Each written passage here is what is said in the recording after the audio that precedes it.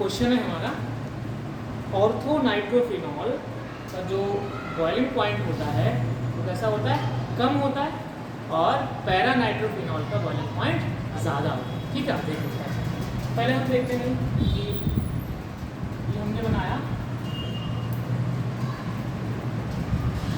Phenol और इसकी ortho position पर एंगल, ये क्या रहता है, ऑर्थो नाइट्रो। दूसरा हम बना लेते हैं पैरा नाइट्रोफिनॉल।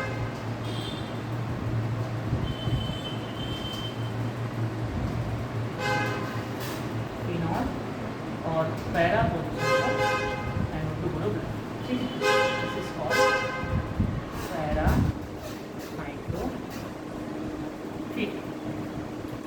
अब देखो हमें क्या हमारा क्वेश्चन क्या है कि इसका बॉइलिंग पॉइंट ज़्यादा है और इसका बॉइलिंग पॉइंट कम है, इसका कारण बताइए, क्या वजह है, क्या क्यों होता है ऐसा।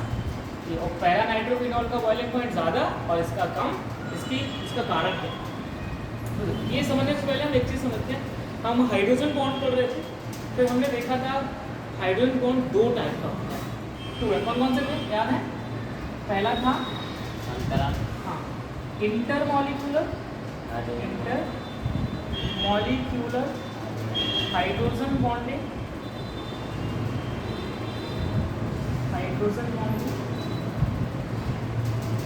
और दूसरा है इंट्रामॉलिक्यूलर हाइड्रोजन। अब देखो यहाँ पर ये कॉन्सेप्ट समझते हैं, फिर हम यहाँ पर आते हैं बॉइलिंग पॉइंट की। अगर हम बात करें बॉइलिंग पॉइंट को, ये हाइड्रोजन बॉन्ड किस प्रकार से इफेक्ट करता है, कैसे प्रभावित करता है।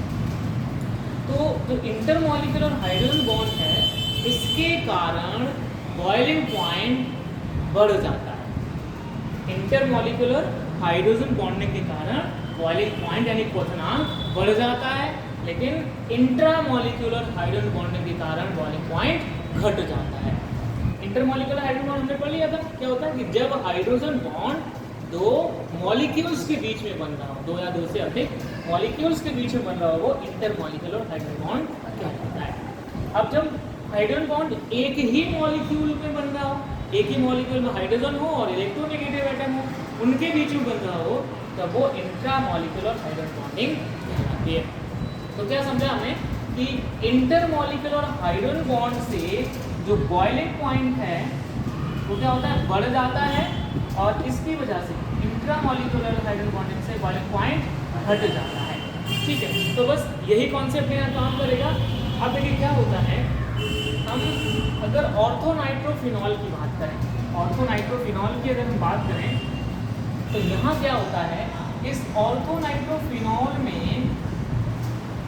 इंट्रामॉलिक्यूलर हाइड्रोजन बॉन्डिंग पाई जाती है। इंट्रामॉलिक्यूलर हाइड्रोजन बॉन्डिंग पाई जाती है। क्या होता है, यहाँ पर ये हाइड्रोजन एटम इस ऑक्सीजन के साथ हाइड्रोजन बॉन्ड बना रहता है। अब देखो जैसे ही हाइड्रोजन बॉन्ड इस H और O के साथ बना, तो एक रिंग बन गई। रिंग का मतलब क्या समझते हो, कि तो कोई चीज़ गोल हो ना, जरूर नहीं कि भाई हर रिंग गोल हो। रिंग का मतलब है कि हम कहीं से भी एक स्थान पर चले, लौट के वहीं पहुँच गए। वो रिंग चौकोर हो सकती है, ट्राइंगल हो सकती है, सर्किल हो सकती है, कैसी भी हो सकती है। बस ये है हम एक स्थान से चलकर लौट के घूम के वहीं आ जाएं तो वो रिंग बन जाती है। ठीक है, ये तो सर्किल कहलाता है, जो हम गोल गोल है ये सर्किल कहलाता है। ठीक है, वृत्त से हिंदी में बोलते हैं। तो यहाँ पर क्या है, कीलेशन, ये रिंग फॉर्मेशन हो रहा है, इसको बोलते हैं कीलेशन या चीलेशन। ठीक है, तो यहाँ पर चिलेट रिंग का फॉर्मेशन हो जाता है, यानी जब हाइड्रोजन बॉन्ड बन जाता है इसमें इंट्रामॉलिक्यूलर, तो क्या होता है, कीलेशन हो जाता है, यानी एक रिंग का फॉर्मेशन हो जाता है, और इस रिंग फॉर्मेशन की वजह से इसका बॉइलिंग पॉइंट कम हो जाता है। लेकिन अब इसकी बात करें तो यहाँ पर इन दोनों के बीच में देखो हाइड्रोजन और ऑक्सीजन यहाँ पर भी है। ठीक है, यहाँ पर भी है इस तरह से कुछ, यहाँ पर भी ये कंडीशन है।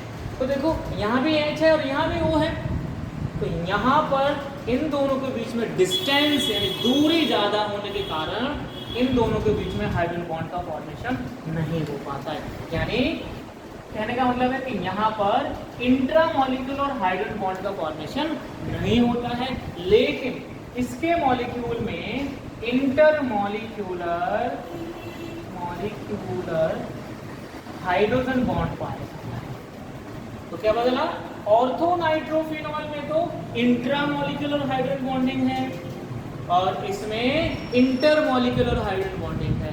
तो हमने देखा था कि इंट्रामॉलिक्यूलर हाइड्रोजन बॉन्डिंग से बॉइलिंग पॉइंट कम हो जाता है और इंटरमॉलिक्यूलर हाइड्रोजन बॉन्ड से बॉइलिंग पॉइंट बढ़ जाता है।